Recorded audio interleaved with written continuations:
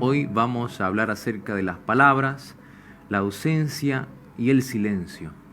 Vamos a hacer principalmente un abordaje filosófico, teológico y poético. Y lo haremos de tal suerte que vamos a buscar inmiscuirnos en líneas discursivas, entiéndase a partir de ciertos autores y formas de pensar y entender estas temáticas, de tal suerte que en la medida en que yo vaya hablando voy a valerme de ciertos elementos endógenos propios de estos autores, por lo que quizá me vean decir cosas que sean contradictorias en apariencia o incluso cosas que yo no piense. Esto nos va a permitir entrar en una dinámica muy interesante que es hacer una intentio autoris, significa leer ciertas líneas discursivas desde la mente del autor para así poder entender mucho mejor la cuestión. Entonces yo me permito decir que por favor puedan advertir que este ejercicio filosófico va a discurrir de esta manera y sepan que vamos a ir saltando en esta disciplina: filosofía, teología y poesía. Y en cada una de estas disciplinas vamos a poder aproximarnos a la verdad y al bien desde una manera distinta. Podemos perfilarlo según la correspondencia, la adequatio rei et intellectus, o como aletheia en el caso de la poesía, donde vamos a tratar de desvelar a lo que está velado. Nos puede dar mucha certeza y muchas cosas interesantes. Así que vamos a iniciar desde las palabras, vamos a concluir con el silencio, y en el intersticio vamos a hablar un poco de la ausencia, y en la última parte vamos a profundizar la ausencia desde la poesía, porque entiendo que este intersticio es algo muy interesante de lo que podemos hablar, y nos vamos a valer de algunos poetas, de algunas poetisas, de algunas musas y de muchos libros, por supuesto. Así que iniciemos con las palabras. También haremos un recorrido histórico, principalmente de las palabras y del silencio. Entonces, respecto a las palabras, etimológicamente, la palabra palabra viene del latín, que también se remite al griego, pero que guardan cierta sinonimia. En latín parábola, en griego parábole, que significa parábola. En español se traduce tal cual, que significa comparación, símil, analogía.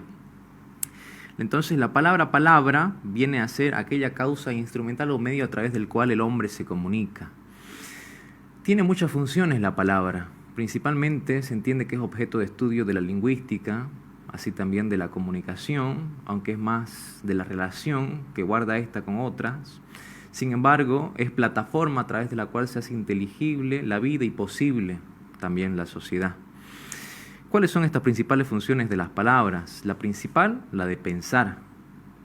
La subsiguiente, la de comunicar. Es importante distinguir esto porque hay una frase en latín que reza nihil volitum quim parae cognitum, que significa nada puede ser querido sin ser previamente conocido. Entonces la voluntad, que es la que quiere, actúa en base a un dato que nos da el intelecto, que es el que conoce. Primero se conoce, una vez se conoce la verdad de la cosa, recién se puede elegir, discernir si se quiere o no. ¿Qué se quiere? Moverse hacia lo conocido. Entonces, una vez entendida esta dinámica entre el intelecto y la voluntad, entre lo conocido y la querencia, entre el pensar y la comunicar, hay distintas escuelas, hay distintas teorías acerca del origen, por ejemplo, de las palabras. Honestamente es un asunto que yo en mis estudios tengo inconcluso. No sé si en la academia es un asunto cerrado, creo que no. Algunos dicen que es un órgano, la lengua, innato. Otros dicen que es algo que el ser humano ha ido desarrollando convencionalmente, burlando así la pregunta concreta de cuál es el origen de la lengua. Y se van especulando distintas razones respecto a cuál es el origen específico. Chomsky es un exponente actual a su alta edad que se decanta justamente por esto, pero nosotros, entendiendo nuestra capacidad, vamos a hablar un poco acerca de las teorías funcionales del lenguaje. Por ejemplo, recojamos la de Platón, la de Aristóteles y la de Ferdinand de Saussure.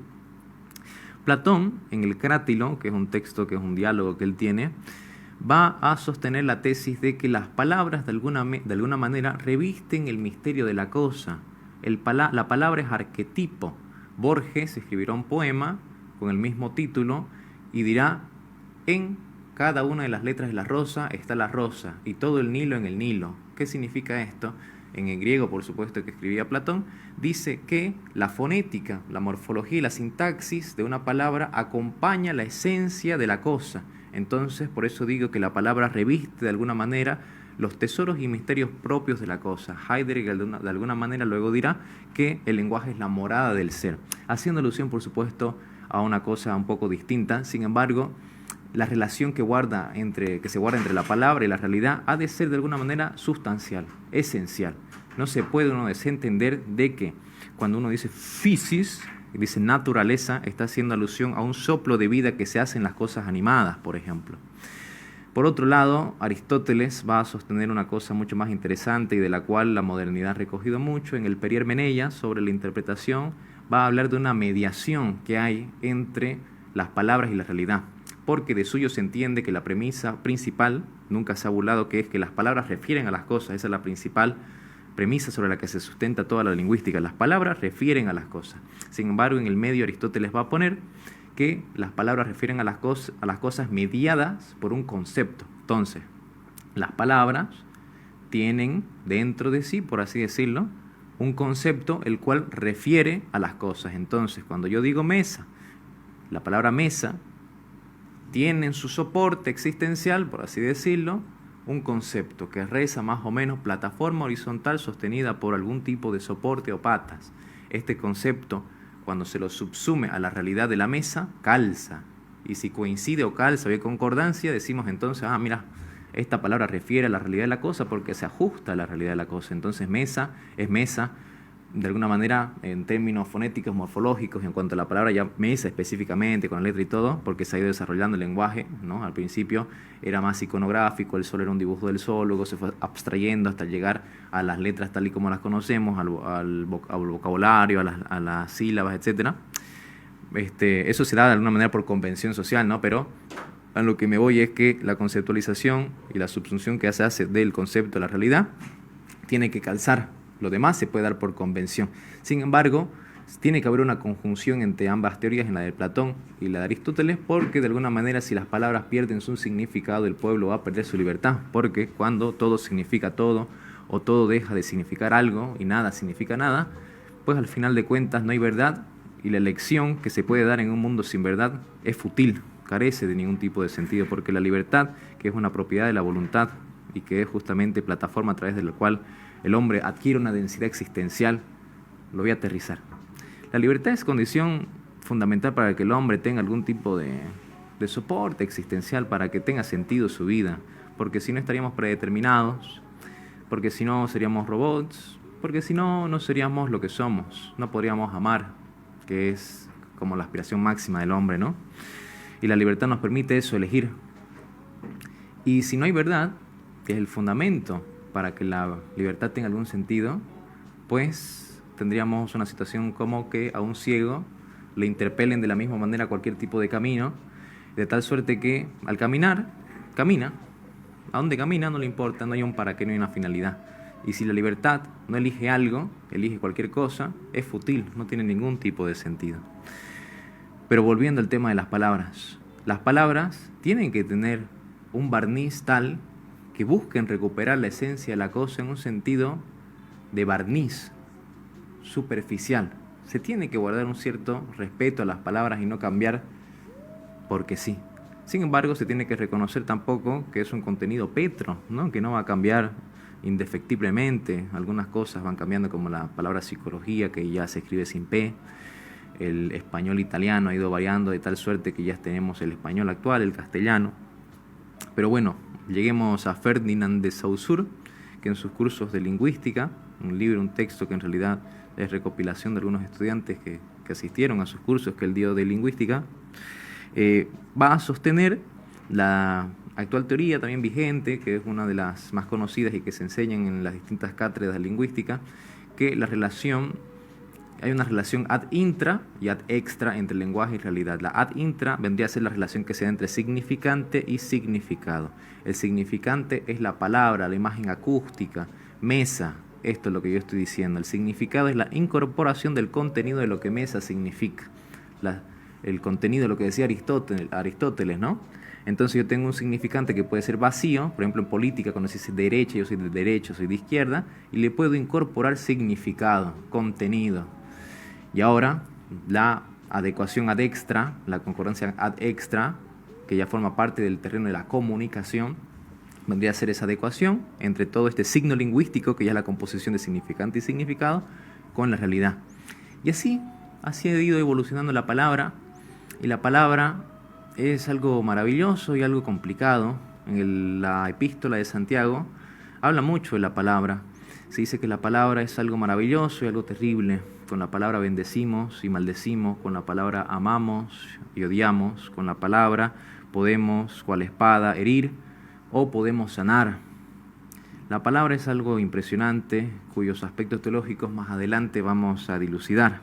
Pero sigamos. La palabra sí también tiene muchas funciones informativas, persuasivas, imperativas. También tiene un sentido performativo. La performatividad del lenguaje y de las palabras, sin lugar a dudas, es aquella cualidad mediante la cual nosotros, al enunciar, creamos. Entonces, por ejemplo, dijimos, ¿no? Las palabras refieren a las cosas, ¿no? Entonces el lenguaje sugiere una realidad. Pero así también se dieron cuenta algunas personas que las palabras crean muchas veces realidades. Y esta es una función performativa, hacen un performance, crean en la realidad, hay un cambio. Entonces cuando el cura, por ejemplo, te casa, o el notario te casa, dice, los declaro marido y mujer, está creando una ficción, podríamos ponerlo entre muchas comillas, dependiendo de dónde, en qué sede estamos hablando, donde dice vos sos ahora esposo, vos sos esposa, y son estos los esponsales, ¿no? La relación de matrimonio. Entonces el lenguaje crea, hay un vínculo, el oprobio, el insulto, la mentira, hay ciertas cosas mediante las cuales nosotros podemos, hay cosas que podemos hacer solamente a través del lenguaje, ¿no? Entonces hay ciertas cosas que el lenguaje nos permite hacer y que, como les decía en la epístola de Santiago, por ejemplo, se pueden poner de relieve. Saltemos porque ya hemos hablado mucho de las palabras a la ausencia. Etimológicamente la ausencia viene de absentia, del latín absentia. Está compuesta del prefijo ab, que a diferencia de la a que es privativa, ab significa lejanía, separación, y ese, que en latín es ser o estar, ese, absentia, entonces significa estar separados, no ser, estar lejos. Entonces, sin lugar a dudas, la palabra ausencia significa lo contrario a la presencia. La presencia es pre, delante, essere, estar delante de. Presencia es acompañamiento. La ausencia es falta de ese acompañamiento, falta de presencia. Ausencia es no presencia. Y es muy interesante porque aquí hay una serie de relación de palabras, de sinonimias que me gustaría un poco que vayamos pensando, porque como les digo, estamos en un ejercicio filosófico de pensar. Las palabras que quiero poner de relieve entonces: ausencia, presencia, compañía, falta, privación. Entonces la ausencia vendría a ser aquella situación en la cual hay una falta de presencia, pero esa falta de presencia supone una presencia previa que ya no está. La presencia es la ausencia de ausencia, la presencia es acompañamiento. Sin embargo, no toda presencia te proporciona compañía. Hay una frase, si no me equivoco, de Nietzsche, que dice: si tu presencia no me proporciona compañía, por favor no me prives de mi soledad. Hay muchas presencias que no te proporcionan la compañía, porque la compañía mengua tu soledad, porque hay muchas personas que le dan cierta valía a su soledad, porque estar solo, estar en soledad, tiene ciertas riquezas, ciertos tesoros que te permiten cultivar en una introspección, pero lo que la gente nunca quiere, cualquier persona nunca quiere, es sentirse en soledad, sentirse solo, sentirse vacío. Entonces, eso es la compañía, es un calor humano, implica un elemento cualitativo distinto al de la presencia más corporal. La ausencia supone ambas. La falta es aquello que debía estar y no hay, es el no haber, ¿no? El no haber, esa es la falta. Se puede extrapolar a muchos ámbitos, al fútbol, a las relaciones, a los reglamentos, etc. Y la privación es la ausencia del bien debido. Esa es la privación, la ausencia del bien debido. Un ciego tiene una privación porque el bien debido de él es tener la vista. Sin embargo, no es una privación que no tenga alas una persona, porque no es un bien debido. Entonces la privación es eso. Si yo ahora me veo privado de luz en una casa o esta radio, es una privación, porque el bien debido es que yo tenga luz en la medida en que, bueno, he pagado la luz y demás, y aparte es lo que corresponde, es el bien debido. Entonces la ausencia implica de alguna manera deliberación, ¿vieron? La ausencia implica deliberación y siempre se relaciona de alguna manera, es análogo a un sujeto, es análogo a algún sujeto. Siempre relacionamos la ausencia de alguna persona, algún ser vivo. La ausencia se dice de alguien, por eso es ab essere, ser, estar lejos, no estar cerca. Vamos con el silencio, temático ahora muy interesante. El silencio etimológicamente igual viene del latín silentium, que es abstención del habla, que lo que ya fue, ya no sea. Silentium. Tengo un libro aquí que lo vamos a desarrollar muy rápido, que me parece muy interesante, que habla acerca del silencio y vamos a hacer ciertos matices. Este libro es de John Vigenet, él es un autor, poeta y columnista de Estados Unidos, que escribió este libro que se llama Silencio. Y hay ciertas cosas técnicas muy interesantes que nos van a permitir reflexionar acerca del silencio. Por ejemplo, ¿sabían ustedes que, bueno, la unidad de medida del sonido, de alguna manera, sobre todo en electrónica, son los decibeles?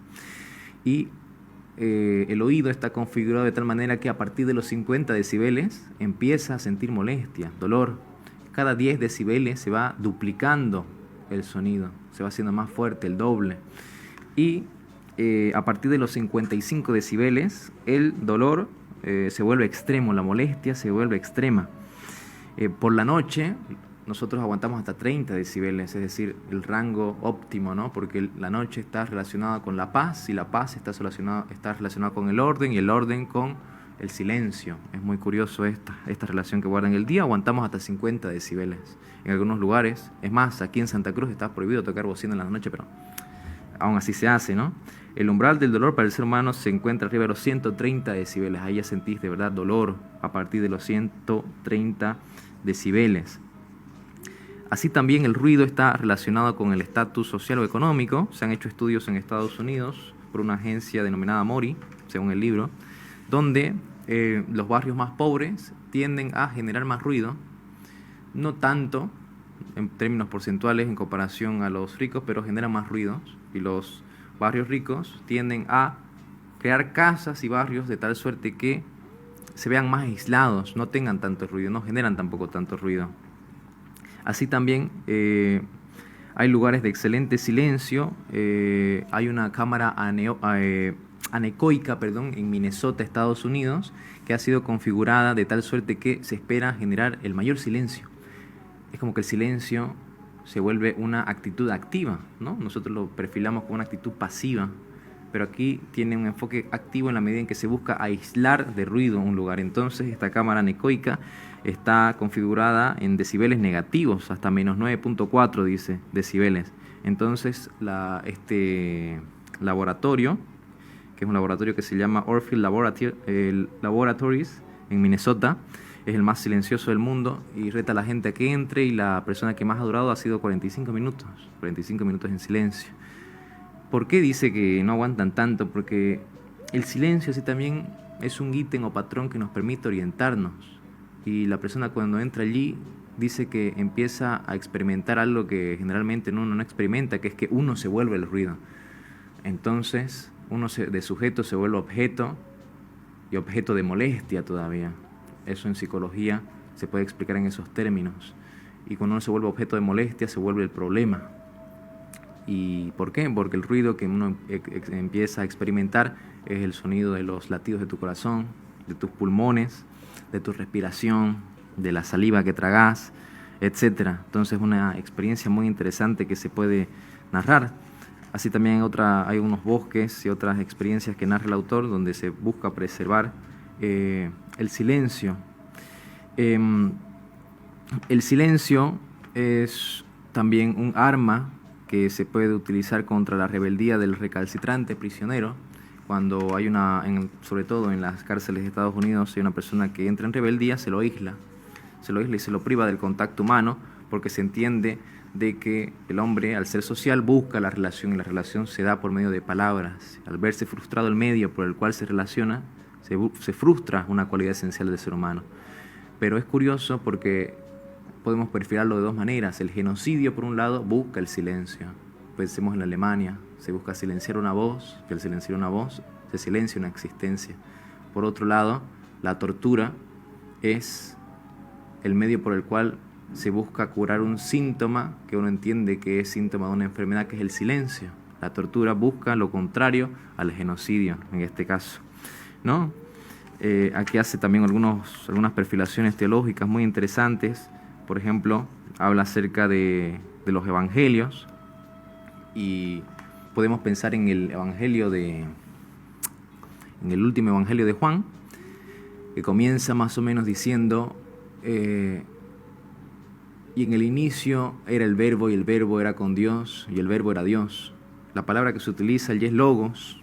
Logos significa pensamiento, razón, discurso, palabra, inteligencia, verbo.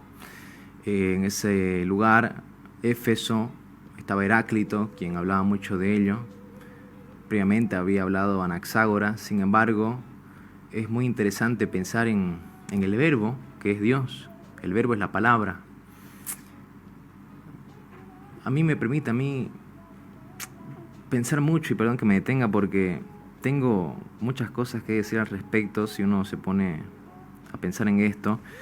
En el inicio era el verbo, y el verbo era con Dios, y el verbo era Dios. Vamos a Génesis 1, por ejemplo. Génesis 1:1 más o menos dice: bueno, en el inicio creó Dios el cielo y la tierra, y al inicio la tierra estaba desordenada y vacía, ¿no? Y las sombras de las tinieblas estaban en la faz del abismo, y a partir de allí empezó Dios a crear, ¿no?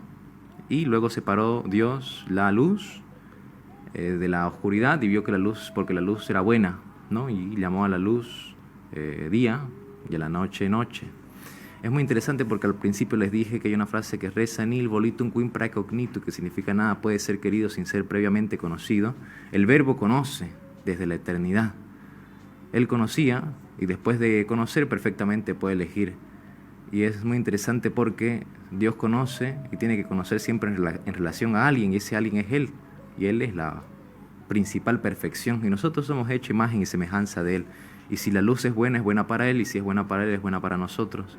Y esa separación, esa elección, y la ulterior creación que Él hace, ha de ser ventajosa para nosotros, porque aquello que es bueno para uno y nunca es malsano para el que se encuentra en la vereda del frente, y si el que se encuentra en la vereda del frente es Dios, es imposible que repercuta de una manera mala para nosotros.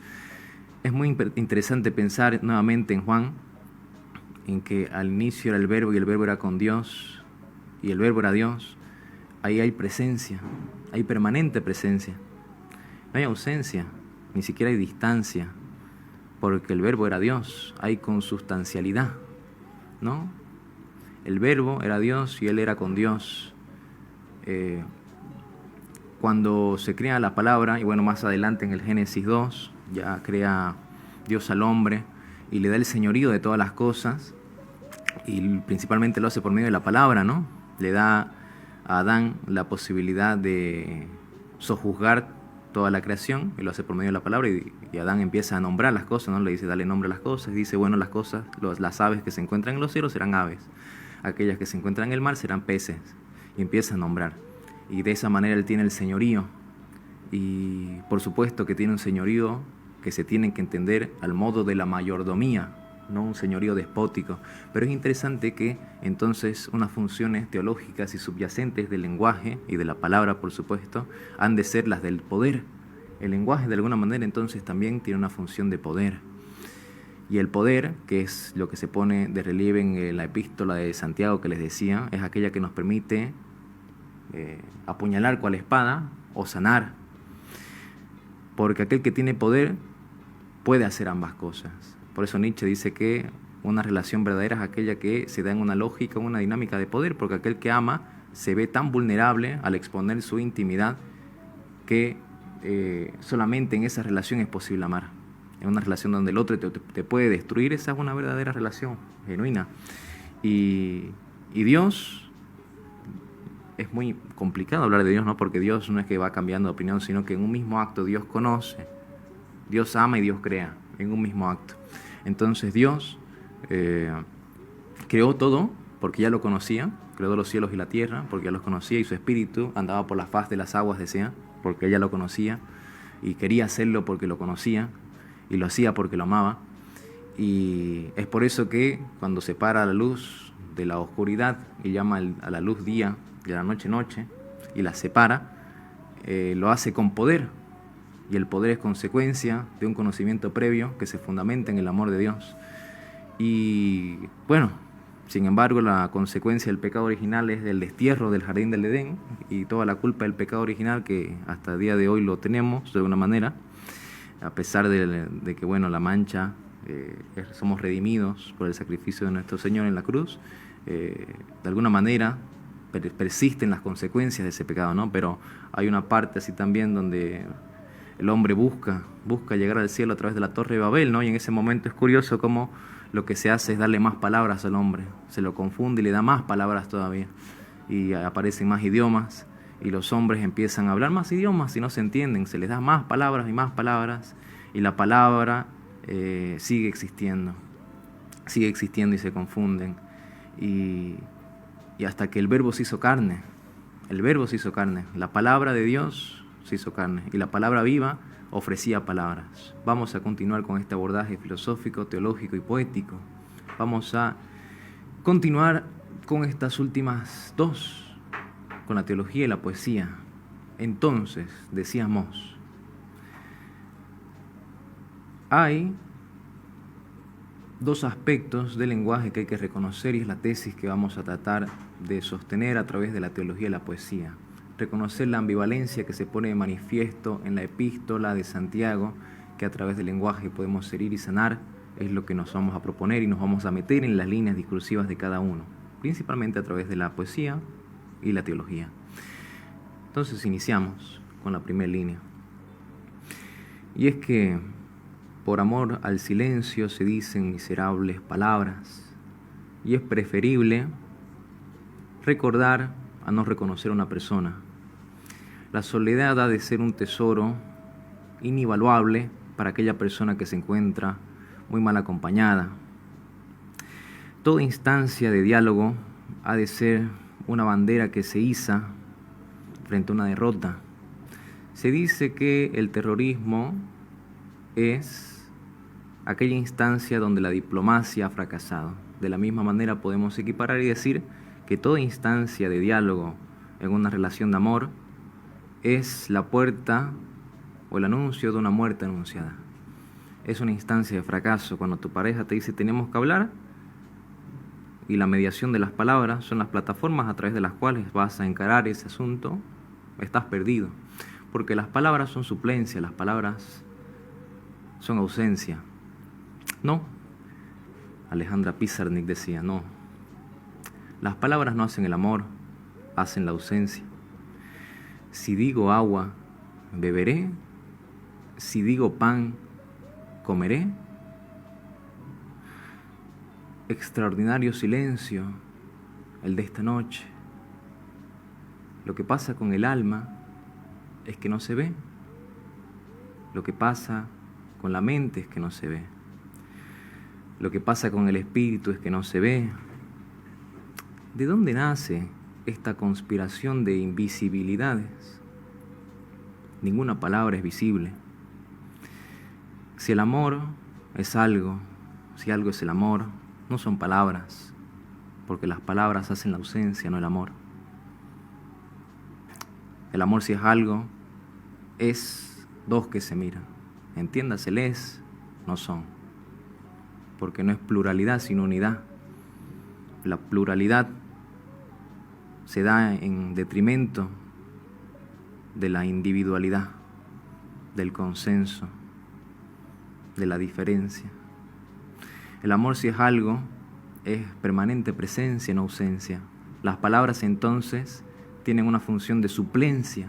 Allí, donde median las palabras, advertimos una función de suplencia. Entonces, cuando te digo te amo,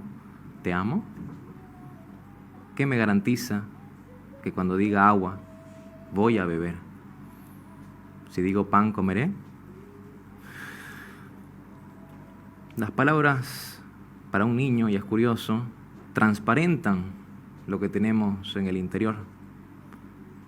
la transparencia no es una cualidad propia de las personas, sino de un vidrio, lo sé, pero un niño se sorprende cuando le mentís. Vos les puedes decir perfectamente, y conozco a gente que lo hace, que vos sos una sirena, sos un príncipe, sos un tipo poderoso. Y cuando se dan cuenta de que no, se sorprenden porque las palabras no tienen una función distinta a la de transmitirte la realidad. Y aquello que reside en tu interior no puede ser distinto al de la verdad de la realidad. Entonces las palabras son mentiras, son invisibles, son inodoras, no tienen sazón, incoloras, son mentiras en suma. Y el amor, si es algo, no son palabras ni se da a través de esta plataforma. Las palabras entonces son la maldición a las que hemos sido condenados en el momento en el que buscamos el señorío de un mundo que no nos pertenece y al que hemos sido arrojados con culpa. Culpa que buscamos subsanar, culpa que buscamos remediar cuando buscamos llegar al cielo y se nos dio más palabras. Y palabras con las que tenemos que afrontar aquello que nosotros mismos cometemos. Palabras que nos inundan, palabras que nos permiten reflexionar sobre nuestra vida. Palabras que hacen posible que sepamos, que sabemos, que no sabemos, que querramos, que no querramos, que querramos, que no querramos, lo que queríamos. Que el hombre sepa que no sabe de dónde viene, que no sabe qué es, que no sabe hacia dónde va, pero que sepa que no quiere morir, que tiene la ansia de ese bien eterno, que no lo conoce, porque nunca nos ha revelado su nombre, sino tan solo nos ha dicho yo soy el que soy, porque las palabras limitan, porque refieren a las cosas, porque la palabra es limitación, porque remite a la esencia, porque la definición es circunscripción, es límite. Yo soy el que soy es un acto de humildad, de amor, para hacer inteligible al hombre algo que no le cabe por medio de palabras, porque las palabras hacen la ausencia. Entonces la religión, que viene de religare, es una instancia simbólica en la cual el hombre, pataleando, dando manotazos de ahogado, busca llegar por un medio inllegable. Eso más o menos es lo que sugiere en un poema llamado En esta noche, en este mundo, Alejandra Pizarnik, yo por supuesto he complementado, acerca de las palabras y la ausencia. Las palabras hacen entonces la ausencia, las palabras tienen una función de suplencia, las palabras indefectiblemente te van a empujar a fallar. Y decía hace un momento que esa instancia de diálogo con tu pareja, por supuesto, cuando decimos tenemos que hablar, decís que es una muerte anunciada esa, porque el amor no se tiene que hablar, ¿no? El amor, si es algo, y en eso tienes razón, es más que palabras, es más que un te amo.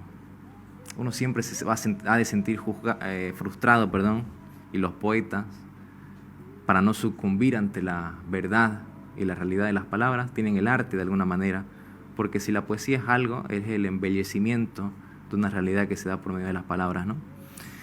Y esa mesa en la cual vos te mirás cara a cara con una persona, donde tenés que transparentarle tu amor por medio de tus ojos, de tus obras, de tus acciones, se va a ver menguada porque tenés que suplir una distancia, porque hay ausencia, ¿no? Absentia, estar lejos, lejos de lo que se es, de lo que está enfrente. Y la presencia es estar delante de, ser, es ser.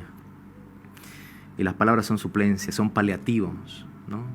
Buscan sanarte de alguna manera, porque pensar, que es de alguna forma, de alguna manera, hablarse a uno mismo, buscan suplir un daño, un trauma que uno puede tener. Entiéndase que sigo hablando desde cierta perspectiva, no seguimos en la misma línea. Y bueno, esas son las palabras, ahí nos llevan indefectiblemente, y por eso el tema más importante que la filosofía puede tocar por medio de toda esta trama discursiva es el suicidio. A esa conclusión han llegado muchas personas, la filosofía, Albert Camus, por ejemplo. Pero, y aquí ya podemos abordar la otra línea discursiva, el verbo se hizo carne. Pero el verbo se hizo carne, la palabra viva se hizo carne, la palabra de Dios, la palabra redentora, la palabra creadora, la permanente presencia.